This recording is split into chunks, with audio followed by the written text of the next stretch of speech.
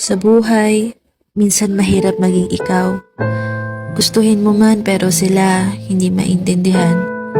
Minsan sa tingin mo tama ka naman, pero sa paningin ng iba, mali ka. Walang ginawang tama, walang mapatunayan. Sa buhay, minsan malungkot, minsan masaya. Madalas nakakatakot, gusto mo na lang umiyak. Minsan kontento, minsan di sapat. Ang hirap maging sigurista. Ang hirap mag-isa. Ang buhay, hindi nawala ng tanong. Hindi nawawala ng duda. Duda sa sarili, pangarap, o kahit pa pagmamahal. Ang buhay ay walang kasiguraduhan.